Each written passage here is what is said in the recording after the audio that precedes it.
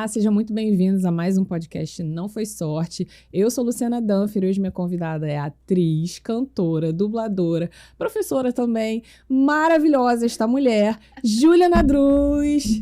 Seja muito bem-vinda ao podcast Não Foi Sorte. Estou muito feliz com a sua presença aqui. Muito obrigada, eu que estou feliz. Obrigada pelo convite, um prazerzaço estar aqui. A gente quer saber tudo de você. Sou um livro aberto. Não, mas é mais a... Agora, não agora, né? Essa parte que a gente já sabe que tá bombando, né? Maravilhosa. Forbes Under 30, ela tá chiquérrima. Eu tive essa honra, gente. É muito engraçado, chique. né? Porque a gente, você vai vivendo sua vida, você vai construindo sua carreira, você vai fazendo suas coisas. E aí, de repente, uma pessoa te liga e fala: Oi, tudo bem? A gente quer te indicar na Forbes desse ano. Você pode mandar uma foto? Aí você fala assim... Meu Deus! Quê? Chegou esse momento? Como é que é? Foi muito legal. Foi muito legal. Não é possível. Pera, confirma. Quero... É possível. Mas então, me conta. Você tava... A gente sempre bate um papo aqui antes, né? Acaba falando muito. Mas você falou que desde pequenininha que você tá no meio artístico. Desde muito pequenininha. Foi uma escolha, então, né? Você escolheu... dançar, cantar, atuar, ou alguém olhou, tipo, seu pai, sua mãe, falou, você tem talento, acho que eu vou colocá-la na escolinha e tal, como é que foi isso? Foi muito natural, assim, foi muito orgânico, essa minha iniciação, assim, né, no meio da arte. Olha eu batendo no microfone, eu sou que não tô acostumada a fazer podcast.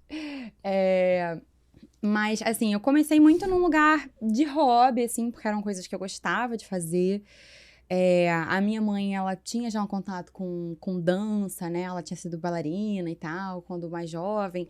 Então, ainda muito pequenininha, eu já entrei no balé clássico, com uns 5 anos.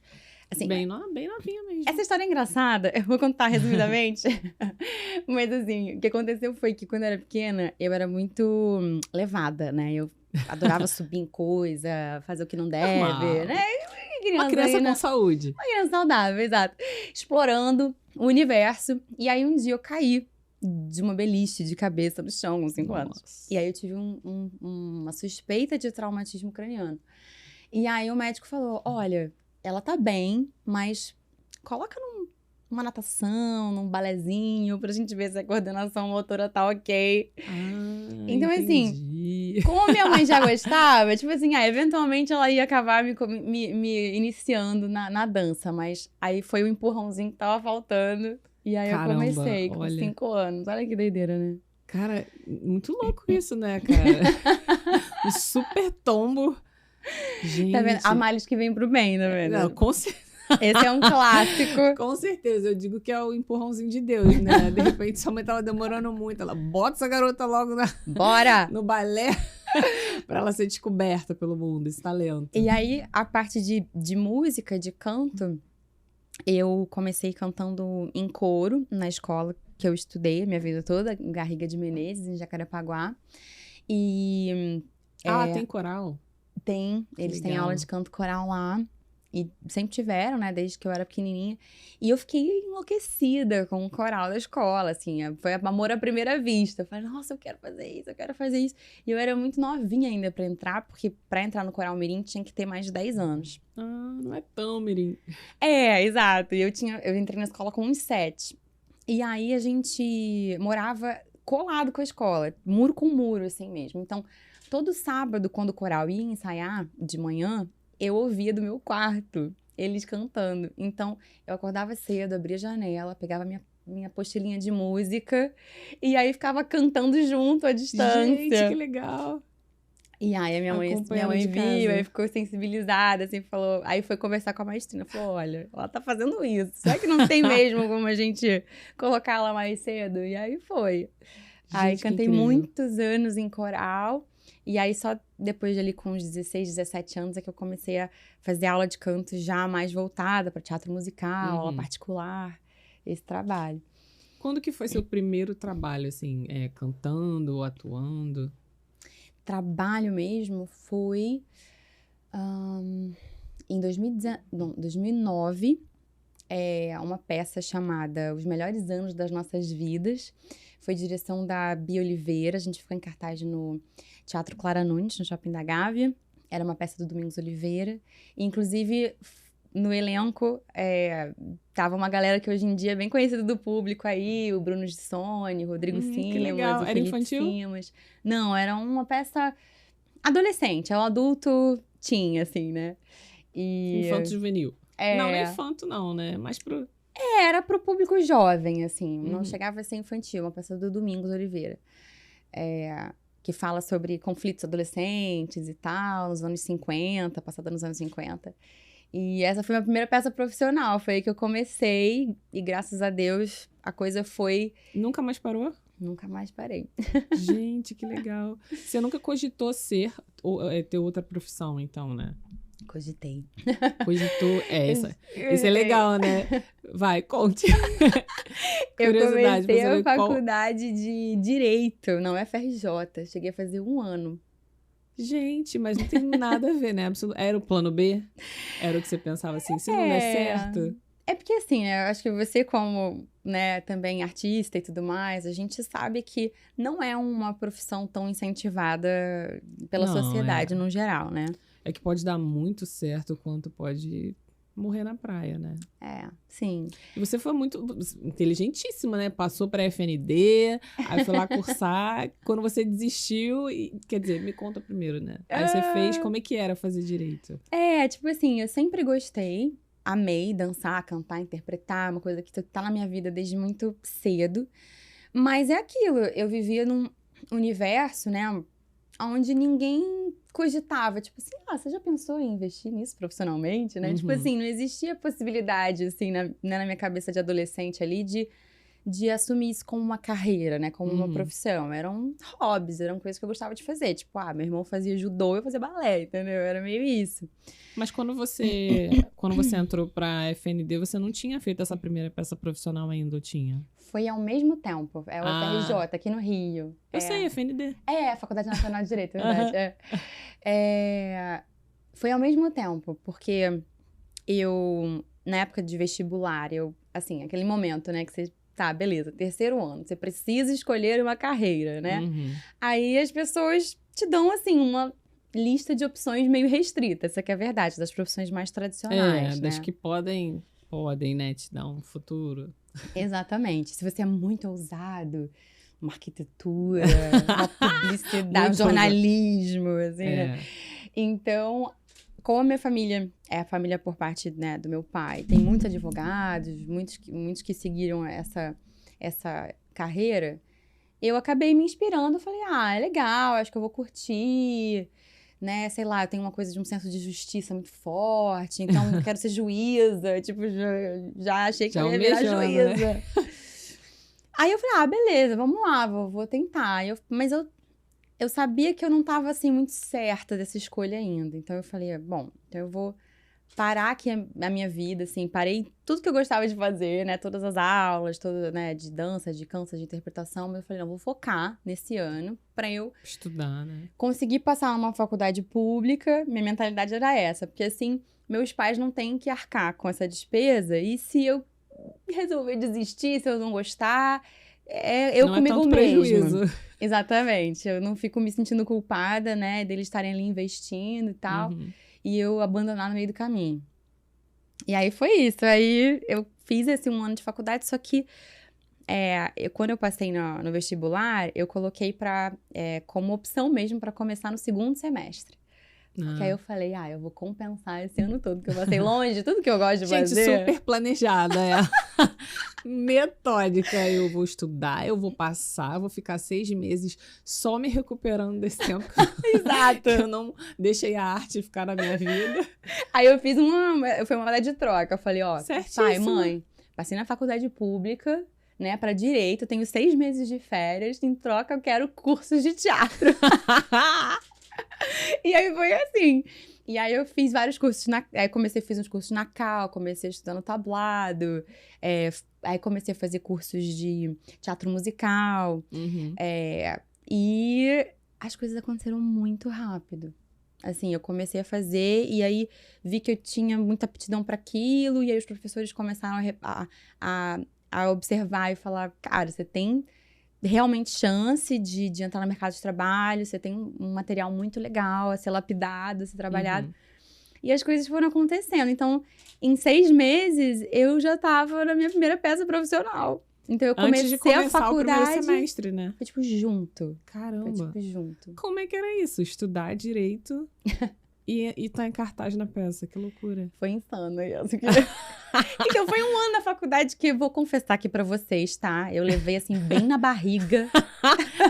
Tipo, pai, mãe, não fiquem chateados comigo, mas assim, levei bem na barriga, porque eu passei pra fazer a faculdade no turno da noite e no primeiro semestre eu já tava em cartaz com 2 peças. 2? Ah, não era uma só, não? 2. Eu comecei com o Melhores Anos e logo depois eu comecei com uma peça na Casa de Cultura Julieta de Serpa, no Flamengo. Sei, chiquérrima. E eu, tipo assim, eu fazia uma terças e quartas, a outra quinta e sexta. Caramba. E era tudo assim, tarde e noite, então eu acabava faltando muita aula por conta das peças. Mas ainda consegui ir passando ali, levando de alguma forma. Gente, essa daí fez malabarismo, né? Surreal. E aí, quando eu tinha completado 1 ano de faculdade, eu já tava no meu primeiro grande musical. Eu já tinha feito uma temporada aqui no Rio, de uns 4 meses. E a gente... Do Shrek? Não, foi o Gypsy. Ah, tá. O Gypsy, antes. com a Totia Meirelles e a Adriana Garamboni, em 2010. Gente. E aí, a gente ia emendar a temporada carioca numa temporada em São Paulo. E aí, eu falei, bom, então eu vou ter que trancar a faculdade. Que pena, amor! Aí foi aquela... Fui avisando em doses homeopáticas, né? Mas a sua família já estava, né? Você já estava na 3ª peça profissional, um grande musical, sua família já estava entendendo, né? Não foi tão homeopático assim, né? Eles sempre apoiaram bastante, assim, eu tenho essa alegria, né? Tipo, essa facilidade na toda a família que apoia, que incentiva. É um presente. Mas como muitos, assim, né? Pai e mãe, né? Sempre quer zelar pela sua segurança, pela sua estabilidade financeira. Então, assim, eles sempre... nesse começo, especialmente, eles insistiram muito para que eu tivesse o plano B, para que eu tivesse uma carreira em paralelo e tudo mais. Mas eles foram vendo, a coisa foi dando tão certo, assim, né? Foi sem esforço, entre aspas, né? Eu quis dizer que fluiu. Fluiu muito, né? E eles foram vendo, bom, talvez dê certo mesmo, sabe? Então... foi assim, vou trancar, gente, mas quando eu voltar pro Rio, eu retomo. Só que aí eu emendei num outro espetáculo lá em São Paulo, chamado Mamma Mia, que inclusive vai ter uma nova montagem aqui agora. Tá. Foi 2010, 2011, lá em São Paulo, no Teatro Renault. E aí eu emendei e fiquei. Teatro, né? Aí fiquei mais 1 ano lá, aí a faculdade foi embora. Porque expira, né? Depois de 1 ano, acho que você não... Quer dizer... Eu tinha um prazo pra voltar, Acabei não conseguindo. Não deu direito. Sem saudades. O FRJ foi mal. Íamos perder um talento, gente. Que isso? Não dá. Poderia ser uma juíza? Poderia. Mas até porque é muito... Assim, pelo que você está me falando, acredito que você seja uma pessoa muito dedicada, né? Em tudo que você coloca à mão. Então... acredito que se você quiser ser juíza, poderia se esforçar muito, né? Estudar bastante também, chegar lá, mas sim. Muito legal ver que fluiu, né? E aí foram aparecendo novos desafios, né? Esses sinais de Deus também, né? Tipo, porque Sim. Eu acho que é lógico que é muito mais, né? Quando as pessoas olham de fora, muitas vezes, e aí vê você já num lugar de conquista, e ela só tá vendo a pontinha do iceberg, né? Ela não viu tudo que você construiu, tudo que eu estudo desde 5 anos de idade. E tudo isso contribuiu pra minha formação, toda a dedicação que você tem, né? Tudo que você correu atrás, que você investiu de tempo, de energia, de dinheiro naquela formação.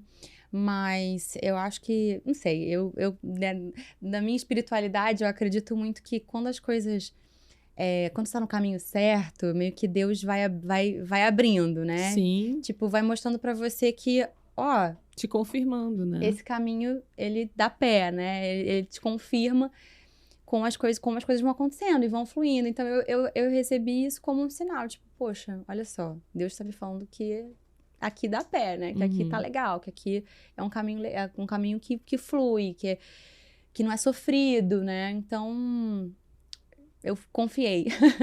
Confiou em você também, né? No seu potencial, porque acredito que a gente até falou aqui, eu e a Marina no último podcast, né? Que a questão de você ter segurança, de você se sentir capaz, de você fazer tudo num lugar assim confortável. Confortável no sentido de se divertir, porque quando você entrava, quando você subia no palco, entrava em cartaz, você se divertia. E às vezes a gente até tem um talento, até tem algo que nos proporciona experiências bacanas, mas a gente não se diverte tanto pela insegurança. Então, se você fosse uma pessoa insegura, que, ok, eu tenho talento, mas se chegasse lá e não vivesse plenamente isso, eu acredito que as pessoas também veriam a sua insegurança e a coisa não iria fluir. Então, você se preparou e tomou posse disso, né? De, eu sou capaz. Sim. Eu realmente consigo. Você acreditar no seu potencial, né? Independente do ponto da trajetória onde você está, né? Porque eu acho que como artista a gente é uma obra sempre inacabada, né? Sim. Eu acredito que o artista, quando ele para de evoluir, ele regride, ele não estaciona, né? Então, eu busco sempre estar me reciclando, estudando e adquirindo mais conhecimento, novas técnicas, né? Entrando em processos de autoconhecimento também, porque para o artista é muito importante. É fundamental você se conhecer. Fundamental. Isso daí eu acho que é o principal, na verdade, né? Porque aí você sabe o seu limite, você sabe dizer não, você sabe o que lugar é para você, aonde você deve estar. E tudo vai... Para tudo na vida, né? Tipo, não só a sua identidade carreira. define, né? Então, mas... se você não confia no seu potencial, se você também não se olha nesse olhar, assim, realista e generoso, porque a gente se julga demais, às vezes se critica demais, e de falar, não, cara, eu tenho algo legal para oferecer para o mercado nesse momento da minha trajetória, e eu acredito em mim, eu acredito no meu potencial, eu sei que eu tenho qualidades, né, eu sei que eu tenho talento, por mais que eu saiba que eu possa melhorar ainda e evoluir muito, mas você confiar naquilo que você tem hoje para apresentar e apresentar isso com confiança. Eu acho que, assim, o medo e a insegurança é uma coisa que todo mundo vive. Sempre, assim, né? Eu não sei, eu acho que talvez... Não sei se é impossível, pode ser que exista alguém no mundo que não tenha zero medo e insegurança. Não. Mas eu acho sempre tem uma pontinha impossível. Ali, né? Mas se ela não te parar, ok. Mas a questão é vai com medo mesmo, entendeu? Você vai falar, não vou deixar isso me parar, né? Me bloquear. Nessa trajetória, você passou algum momento que você se questionou, você duvidou de você, que você ficou assim, né? Num lugar ali que de repente ficou desconfortável? Você lembra de algum momento assim? Lógico. Foi tão certo, né? Lógico. Muitos, inclusive. Muitos? Por essa eu não esperava. Então, me conta. Cara, eu não sei, eu acho que... Desculpa. Imagina, eu também tô curando... Eu falei, né? Tô curando uma gripe, é capaz daqui a pouco eu também começar a dar umas tossidas, gente. Tipo, já peço desculpas. Mas... Assim, não sei se em cartaz ou você com você mesmo, mas... Eu acho que assim, né? O artista, ele vive num mercado, né? Que dos mercados de trabalho é um dos mais instáveis, né? A gente vive de projetos. Então, a não ser quem, de alguma forma, é concursado, leciona, dá aula, ou tá numa companhia de teatro, uma coisa um pouco mais fixa. Mas, no geral, o artista vive de projetos, né? Projetos de teatro, projetos de cinema, de televisão. E... às vezes você pega um ano onde você emenda um trabalho no outro e às vezes não. Às vezes você tem ali, a gente chama de entre safra, né? Hiatos, que você entre um projeto e outro e a gente precisa aprender a lidar com isso, que faz parte. Sim.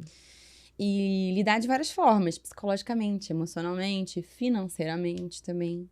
Da gente ter esse planejamento financeiro, de ter... E artista não tem muito talento pra isso, né? Vamos combinar. A inteligência financeira é algo que devia estar na matéria da preparação artística também, porque... Nossa, devia estar, tipo, no CA, né? Da escola, vamos combinar, também. Né? Mas é porque o artista não tem isso, né? Quer dizer, a grande maioria não tem uma empresa que te contrata por muitos anos, né? Pra você... E você também, se você chega numa empresa estagiário, você vai subindo alguns níveis, né? O ator não. Ele pode ser que ele ganhe o mesmo salário no próximo projeto. Uhum. E, de repente, exercendo mais funções do que no projeto anterior. Então... às vezes até menos, assim, isso não é uma linha reta, né, definida de ascensão. Às vezes você pega um trabalho super legal, que te paga super bem, e daqui a pouco aparece um outro que não vai pagar tão bem assim, mas que você acha interessante de fazer.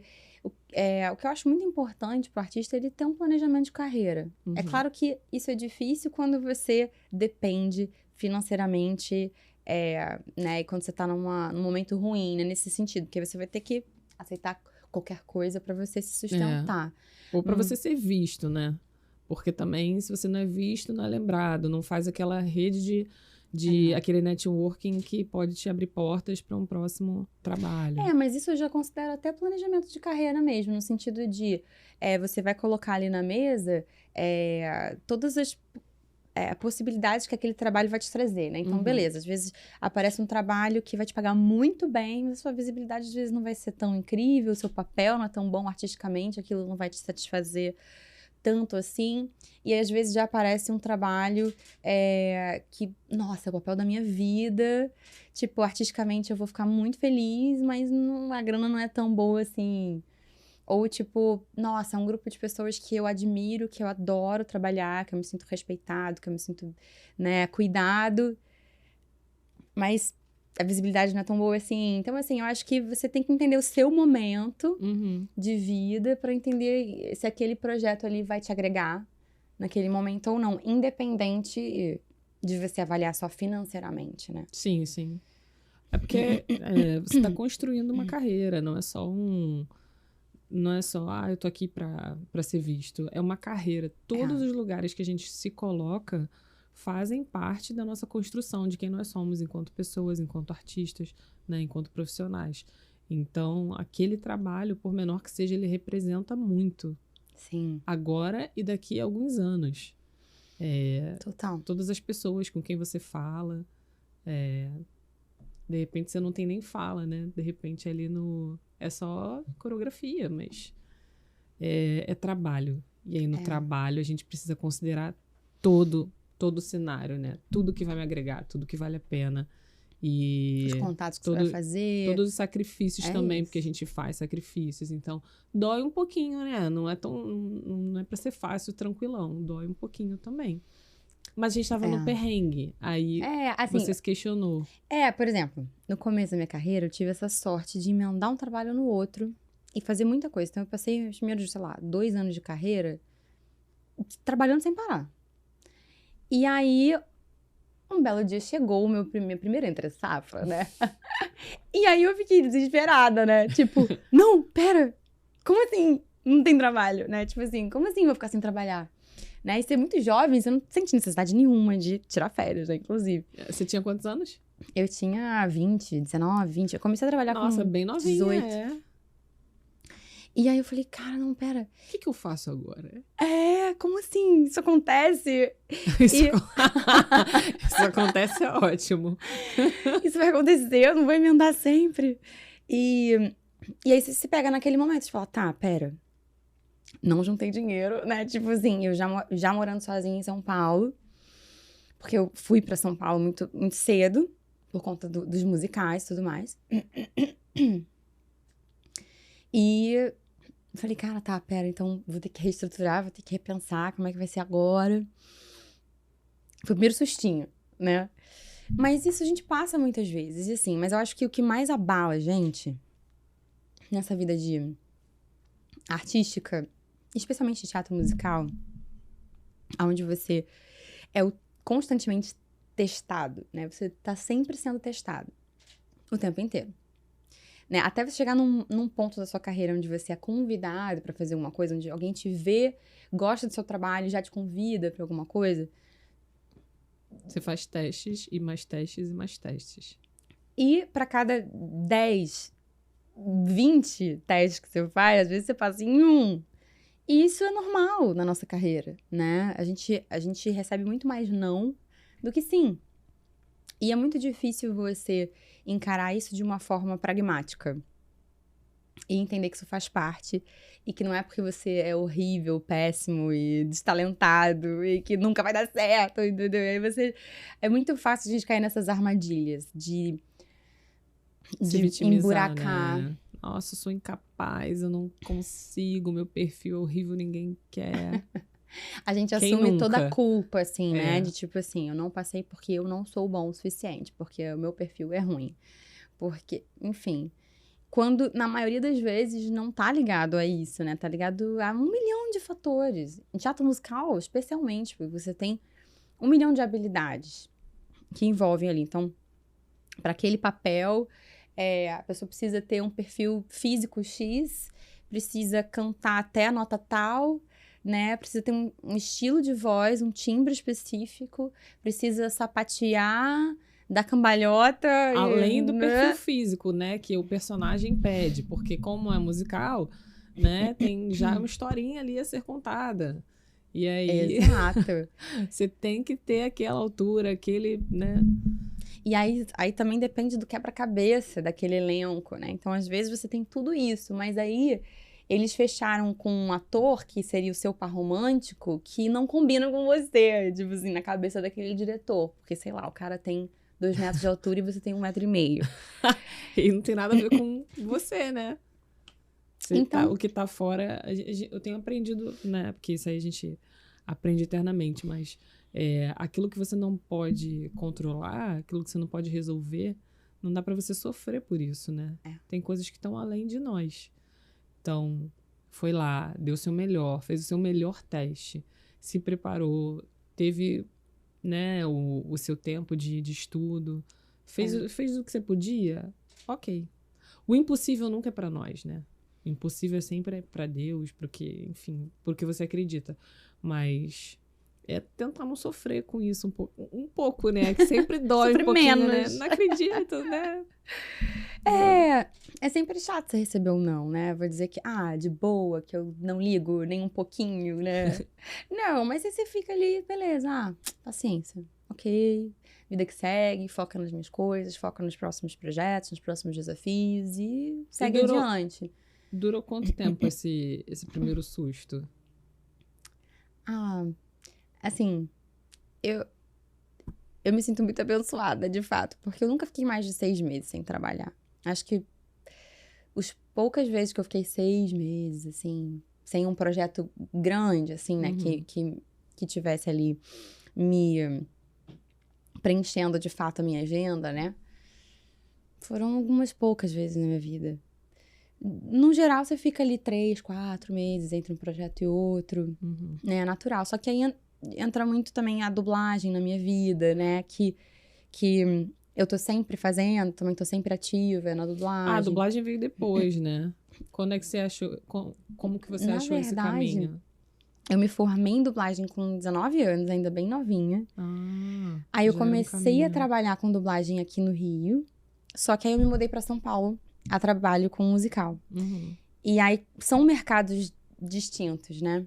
Então, quando eu me mudei pra lá, eu acabei focando em teatro musical, não conheci ninguém da dublagem lá, do mercado. Fiquei alguns anos afastada. E aí retomei só em 2017. Ficou um bom tempo, né? Legal. Então, agora que não fica mesmo sem trabalho, né? Porque num boom de streamings, o que mais precisa é de dublagem, né? Exatamente. Tá um mercado bem aquecido. Porque eu fiquei muitos anos sem trabalhar com a dublagem. E aí, eles estavam procurando pessoas para dublar o live action da Bela Fera, da Disney. E de uns anos pra cá, a Disney não trabalha mais com 2 vozes para a mesma personagem, que era muito comum antigamente. Tipo, a personagem canta e eu escolho um ator para dublar a voz falada, um dublador profissional e um cantor para dublar a parte cantada. Agora tem que ser um ator-cantor. Agora tem que ser uma pessoa só. Isso há muitos anos pra cá, eles já assumiram essa política, né? O que, assim, né, na minha opinião, eu acho mais interessante, realmente. É mais justo, né? Eu acredito, porque... Quer dizer, não é que é mais justo, mas é porque é um pré-requisito você ser ator, pra você dublar, né? Sim. Então, tem muitos filmes que não tem canto. Sim. Então, você tem um mercado pros dois. Eu acho que se vai lá só pra cantar, né? Também não é legal. Você quer dublar.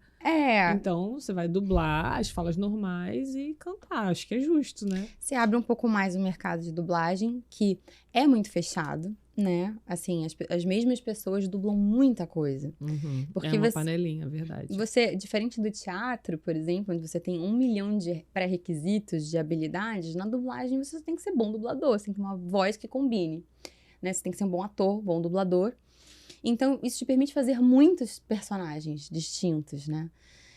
Então, acabam que as mesmas pessoas fazem muita coisa. Então, eu acho legal, assim, para abrir um pouco o mercado, para novos talentos, novas pessoas, dar oportunidades para mais gente.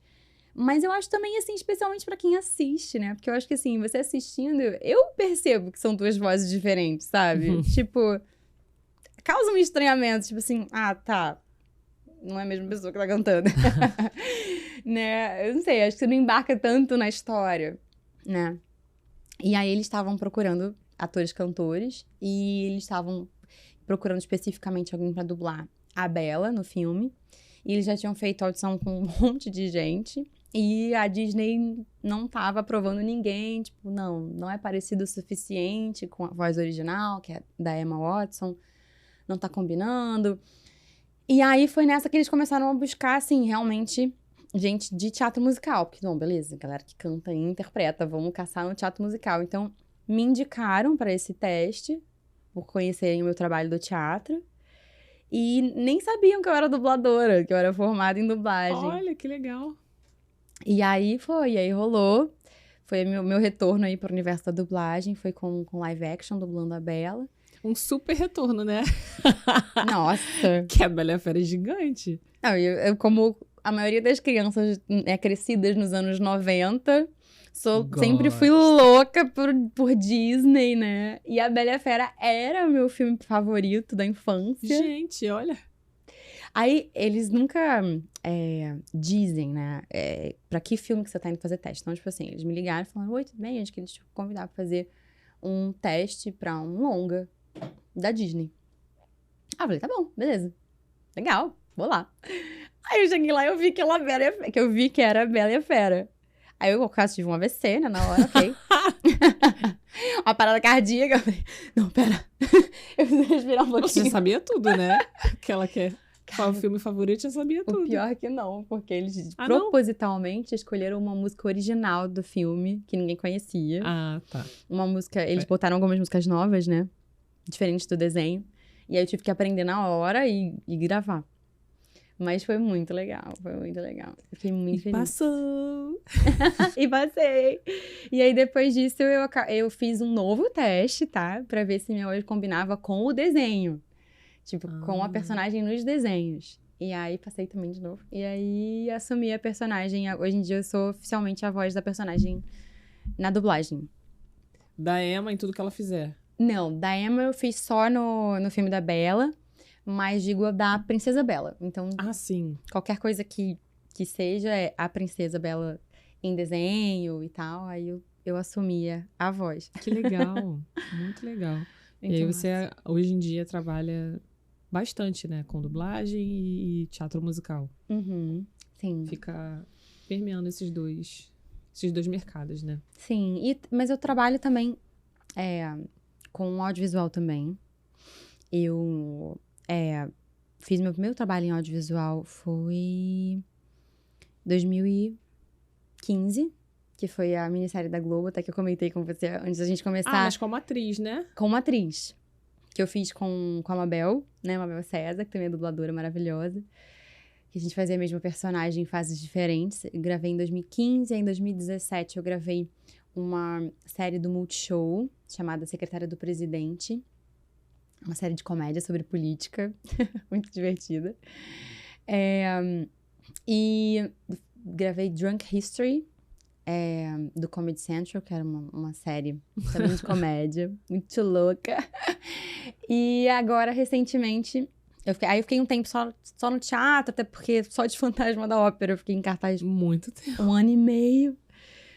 E aí, agora, esse ano, é que eu voltei pro audiovisual. Da Ópera é incrível, né? Que loucura.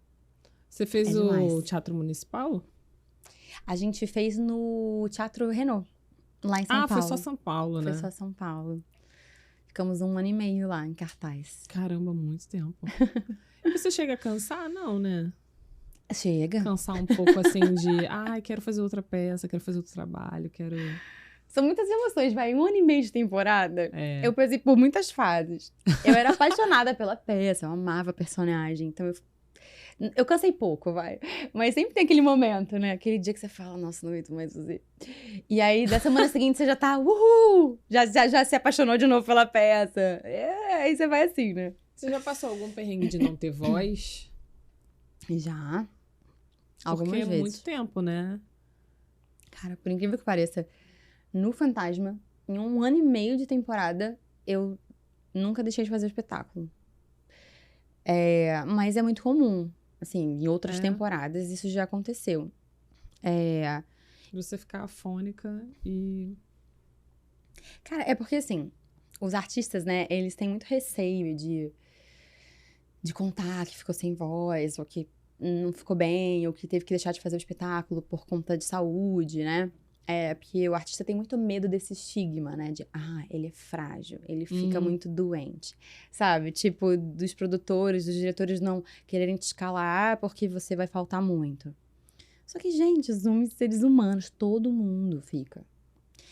E é uma demanda física muito grande pro artista de teatro musical. É muito puxado. Então, assim... E a nossa voz, especialmente, é uma coisa muito delicada. Você vê, qualquer gripezinha, qualquer crise alérgica, a gente fica rouco, as pessoas na vida real, no mundo, né? Sim. Você fica rouco, uma tosse, uma crise de tosse que você tem, você já fica rouco. Ou você perde a voz porque você foi num show, sabe? Você foi num jogo de futebol. Gritou muito, você acabou. Foi numa festa, e aí você ficou rouco no dia seguinte, você ficou afônico. É muito delicada a nossa prega vocal, a nossa voz é muito delicada. Só que assim, para as pessoas no mundo normal, né, no geral, você ficar rouco ou você ficar fanho porque tá gripado, isso é uma coisa que não vai atrapalhar a sua vida, né?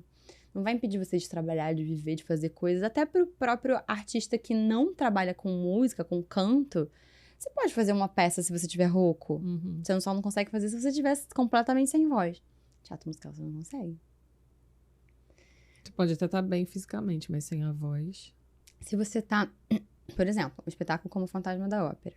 A minha personagem... O apelido da personagem era o Anjo da Música.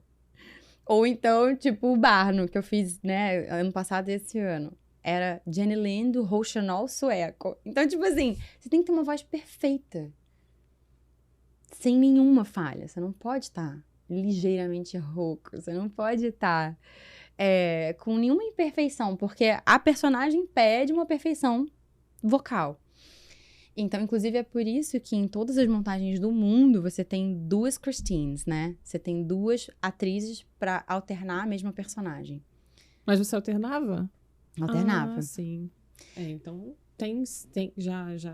já pressupõe ali que você precisa descansar. Exatamente. Que era muita demanda. Era quase 3 horas cantando sem parar e a voz tinha que estar perfeita. Então, a gente revezava. É a única personagem que tem esse revezamento, porque a demanda era muito alta. Então, depende. Tem personagens e personagens. Às vezes, você consegue até fazer uma personagem se você tá gripadinho e tal, porque, enfim, o repertório demanda um pouco menos, mas tem outros que não tem como. Então, assim, é muito comum que a gente deixe de fazer espetáculos. É por isso que no universo de teatro musical a gente sempre tem um ou mais de um ator que substitui cada personagem dentro daquele elenco. Então, o que a gente chama de cover, né, ou de sub, que é a pessoa que, sei lá, eu faço a Christine, aí tem 2 outras atrizes no ensemble, no coro, que sabem todo o meu plot, todas as músicas, todas as cenas, todas as marcas, sabem tudo, estão prontas para entrar a qualquer momento, Porque essas coisas acontecem. E o show não pode parar, né? Então... Não. Não está. Quem pagou o ingresso não está preocupado, né? Claro que a gente se cuida ao máximo, né? Por isso que, às vezes, as pessoas acham até que a gente é chato, né? Tipo, putz, você nunca sai, você não faz nada, você não fica até tarde na rua, você não vai numa festa, ou você só anda com cachecol. A gente acha que a gente é besta, né? Que a gente é bobo. Mas a gente tem que tomar muito cuidado mesmo. Porque a gente fica muito chateado, né? Quando a gente não pode fazer o show por causa de saúde, né? Faz parte, né? É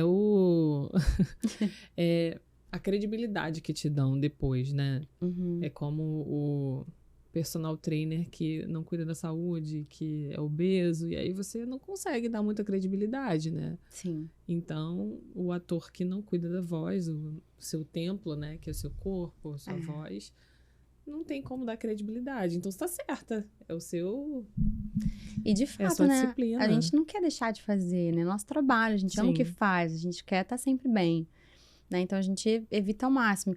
E, justamente por isso, o ator de teatro musical, ele tem um acompanhamento vitalício de otorrino, de fono, porque justamente pra gente, a qualquer indício, assim, se eu tô em cartaz, né? O meu otorrino é o Dr. Reinaldo, a quem eu sou muito grata, Dr. Reinaldo Yazaki, que é um médico lá de São Paulo, que me acompanha desde 2012, desde o início da minha carreira.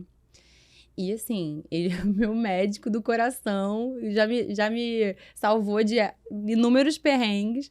Então, assim, senti uma coceirinha na garganta. Doutor Reinaldo, pelo amor de Deus, olha, deixa eu ir aí que eu preciso fazer uma videolaringoscopia pra ver se tá tudo bem. Gente, já? Caramba. É assim. Qualquer coceirinha. Qualquer sustinho, né? Hoje em dia, eu já conheço muito o meu corpo, eu já sei como eu funciono, já me entendo, né? Então, eu sei quando é uma coisa besta ou quando é um alerta, sabe? Até comida também, né? Tem comidas que você não pode comer, que é muito... fecha, né? Um pouco a voz, a garganta, né? Super. A alimentação tá diretamente ligada com a voz. Porque... qualquer coisa que você coma que não caia bem, que te cause uma indigestão, ou que seja um alimento mais pesado, por exemplo, já pode te causar refluxo. Refluxo é, tipo, muito ruim pro cantor. Porque impede total de cantar. Já era. Dependendo do nível, pode te deixar até afônico. Então, assim, porque é um suco gástrico que tá retornando ali e acessando uma mucosa que é muito delicada e sensível, que basicamente frita com o suco gástrico, né? Que fica muito irritada, fica muito sensibilizada. Então, a gente até tem coisas gostosas, assim, que às vezes você quer comer, não pode, né? Dependendo do momento, você tem que ser muito sábio. Tipo assim, perto da hora de dormir, é veto. É mesmo? Tipo assim, se você quer comer uma coisa, tipo, quero muito jantar um hambúrguer. Só se você tiver 4 horas de intervalo para a hora que você vai deitar. Porque o fato de você estar deitado facilita muito o refluxo, né? É a gravidade, né? Dicas. Menina! Uau. Fora, tipo assim, por exemplo, alimentos que sejam derivados de leite, por exemplo. Leite e derivados, né? Queijos, iogurtes, manteiga, tudo isso. Dá muco. Muito açúcar, dá muco, né? Que é o famoso pigarrinho, né? E Caramba. atrapalha muito pra cantar, dependendo também da gravidade do negócio. Então, uma pessoa, assim, extremamente disciplinada, que se alimenta muito bem, aprendi coisas hoje. A gente é atleta da voz, é atleta exatamente. mesmo. Caramba, você tem legal. que encarar tua rotina diária como se você fosse um atleta. Tem que estar sempre com o corpo em dia, com a saúde em dia, são muitos cuidados, cara. Tá vendo? E aí você olha a pessoa cantando, acha que é fácil, porque ela já nasceu com esse talento. Mas se ela não fizer 50 coisas por trás disso para ter uma voz boa, um corpo preparado, não tem esse espetáculo maravilhoso. Então, às vezes a gente faz... Pra você que só vê o show... O show é bem dentro da nossa casa, antes da gente dormir, né? O preparo ele é dolorido também, né? Não é só brilho, né? Glamour, palmas. Essa é só a pontinha do iceberg, né? Voltando a esta fala, é isso mesmo. Assim, às vezes a gente tem 7, 8 shows pra fazer na semana, né? Às vezes a gente chega... geralmente, as grandes produções, você tem sessão dupla de fim de semana, então você chega 1 da tarde e sai 11h30 da noite, né? E teatro musical, muitos espetáculos são longos, então às vezes espetáculos de 2h30, de 3 horas, que você tá no palco o tempo inteiro, cantando, dançando, interpretando. É muita demanda física. Se a gente não tem esse cuidado de fortalecimento do corpo, de cuidado com... as pessoas se quebram. Uhum. Não só a voz, né? Sim. Mas corpo mesmo. Se você não tem um corpo preparado para essa demanda, essa intensidade de demanda mesmo, as pessoas se machucam muito. A gente sempre tem uma equipe de fisioterapia que acompanha esses grandes espetáculos, e a fisio sempre tá cheia, sempre. Porque as pessoas se machucam. Mesmo se cuidando, a gente se machuca. É que nem atleta. Uhum. Com todo cuidado, tem isso. Tem ali um Isso é uma das coisas que algumas vezes na minha vida me fez questionar, sabia? Porque tem hora que cansa, né? Mas eu acho que assim, como todo trabalho, às vezes a gente cansa, às vezes a gente se anima de novo, e aí daqui a pouco você tá, não aguento mais, socorro, e aí daqui a pouco você tá animado de novo, alguma coisa acontece que te reacende aquela paixão. Ninguém tá motivado o tempo todo, né? Mas é aquilo que a gente falou sobre se conhecer, né? Você tem essa consciência de que vai passar. Uhum. Pode estar muito chato, muito sofrido. São sacrifícios atrás de sacrifícios. Mas vai passar. Vai chegar o momento que você fala, que bom que eu abri mão disso, que bom que eu sacrifiquei aquilo, que bom que eu fui disciplinada. Porque tem uma frase que o Jojo Jota fala muito, né? Que o trabalho devolve. Uhum. O trabalho devolve. A gente acha que não. Às vezes acha que nesse momento, né, de questionamento, acha que não, mas ele devolve. Ele te devolve com outro trabalho, ele te devolve com uma premiação, ele te devolve com um público feliz, contente, com inúmeras coisas. Então, vale a pena. E é sempre aquela, né, de no final do dia você botar na tua balança pessoal e falar, tá valendo a pena? Ainda vale a pena? Né? Uhum.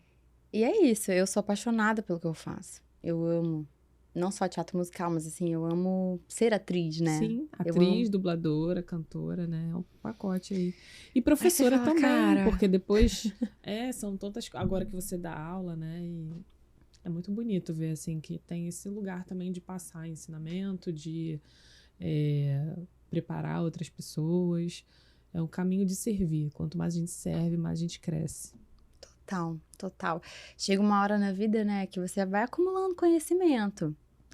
Que você sente a necessidade de dividir isso com outras pessoas que vão se beneficiar daquilo tudo que você pesquisou, e aí você olhar pra você e falar, aprendeu. nossa, eu fui tão abençoada, né? Como não passar isso como não abençoar outras pessoas também, né? Total. Eu tinha muito medo no começo de dar aula, sabe? Eu tinha mais coragem de subir no palco num teatro e me apresentar pra 1.500 pessoas, mas eu ficava morrendo de medo de entrar numa sala de aula com um aluno. Tipo, ai meu Deus. É uma grande responsabilidade você guiar alguém, especialmente quando você tá cuidando da voz daquela pessoa. Porque se você ensina uma coisa errada, ela pode se machucar. É muito delicado. Sim. E existem patologias que são graves e que às vezes você pode prejudicar a pessoa num ponto muito severo. Já vi professores ruins que ensinaram coisas erradas para pessoas ou que não souberam entender o aluno, da pessoa ter que fazer uma cirurgia de voz, sabe? Para recuperar aquilo que ela, né, prejudicou.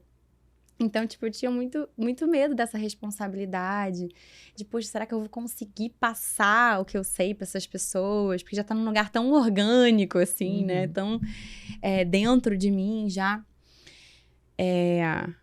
Mas eu fui criando a minha metodologia, fui, né, seguindo a minha linha a minha didática é muito intuitiva também, de eu estar com a pessoa e eu observar muito individualmente quem é essa pessoa, o que ela precisa naquele momento, né? Que caminhos, aí dentro das ferramentas que eu tenho, todas as técnicas que eu aprendi, entender que técnica que vai funcionar com aquela pessoa.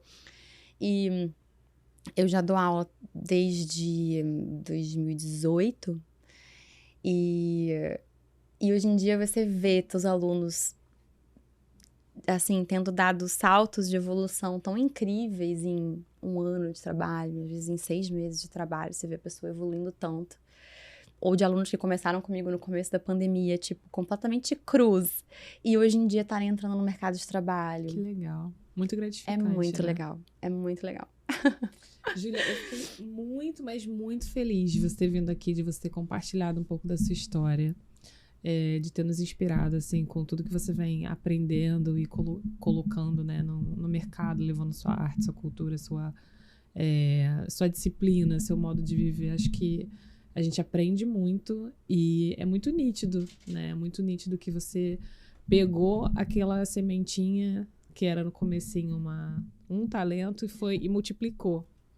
E é muito legal mesmo ver seu crescimento e assim, poder ter a oportunidade de outras pessoas também viverem isso que você está vivendo, né? Porque é o que eu falei, às vezes me repito, mas é isso. Quando a gente repassa conhecimento, quando a gente serve, quando a gente se torna modelo, exemplo, é muito bonito. É muito bonito. Fiquei muito feliz mesmo de conhecer um pouquinho mais de você, saber que história bonita, que legal.